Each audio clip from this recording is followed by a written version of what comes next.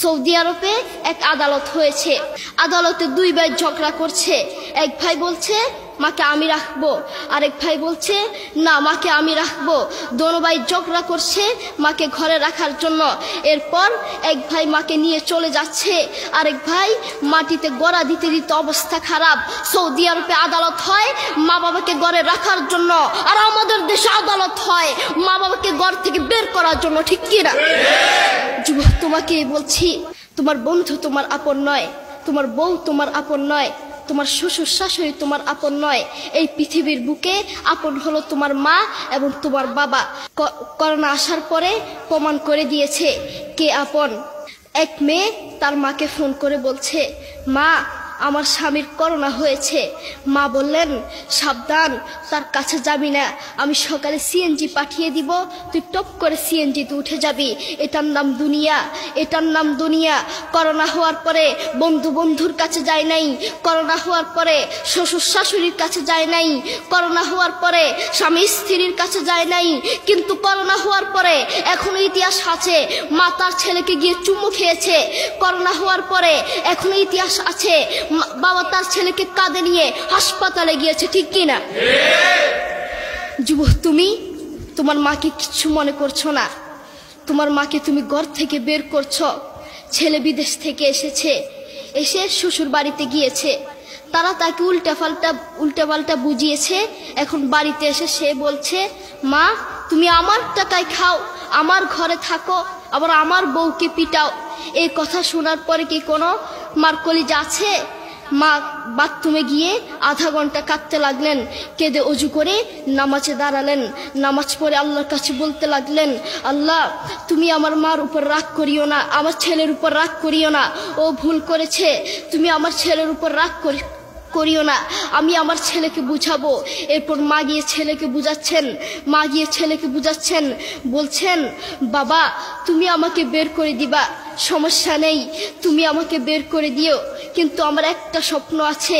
ছেলে বললেন কি স্বপ্ন বলেন? মা বললেন তুমি বাজারে গিয়ে একটা পাকা আম নিয়ে আসবা, এসে তোমার বুকের উপরে রাখবা, সকালে উঠে ওটা আমি খাবো। এরপর ছেলে বললেন আচ্ছা ঠিক আছে। ছেলে বাজারে গিয়ে একটা পাকা আম নিয়ে আসলো, এসে বুকের উপরে রাখলো।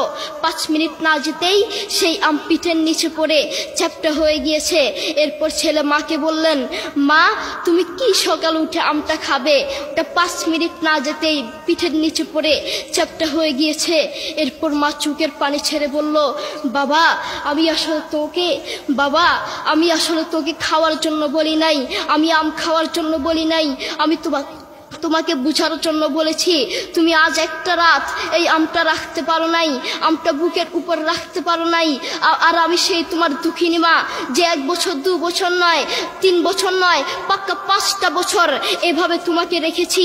আমিও যদি তোমার মতো এভাবে ঘুমাতাম, তুমিও তো আমার পিঠের নিচে পড়ে চ্যাপ্টা হয়ে যেতা।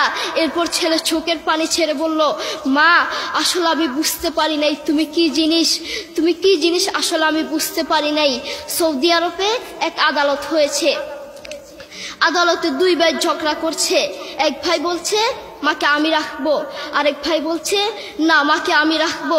দোনো ভাই ঝগড়া করছে মাকে ঘরে রাখার জন্য। এরপর এক ভাই মাকে নিয়ে চলে যাচ্ছে, আরেক ভাই মাটিতে গড়া দিতে দিতে অবস্থা খারাপ। সৌদি আরবে আদালত হয় মা বাবাকে ঘরে রাখার জন্য, আর আমাদের দেশে আদালত হয় মা বাবাকে ঘর থেকে বের করার জন্য, ঠিক কিনা?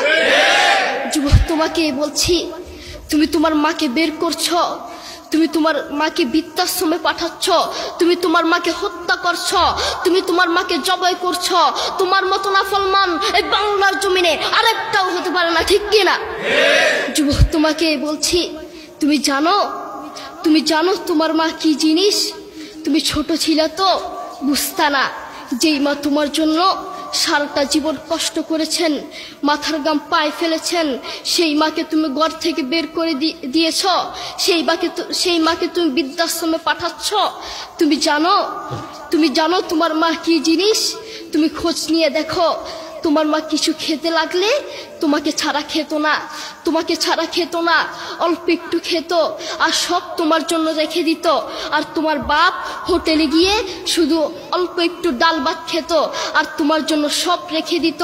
তোমার মার তোমার প্রতি এত মায়া, তোমার বাবার তোমার প্রতি এত মায়া, সেই বাবাকে তুমি ঘর থেকে বের করছো, সেই মাকে তুমি ঘর থেকে বের করছো, বৃদ্ধাশ্রমে পাঠাচ্ছ। তোমাকে আল্লাহর সামনে আসামির কাঠগড়ায় দাঁড়াতে হবে। আল্লাহ তাআলা আমাদের সবাইকে বুঝার তৌফিক দান করুন।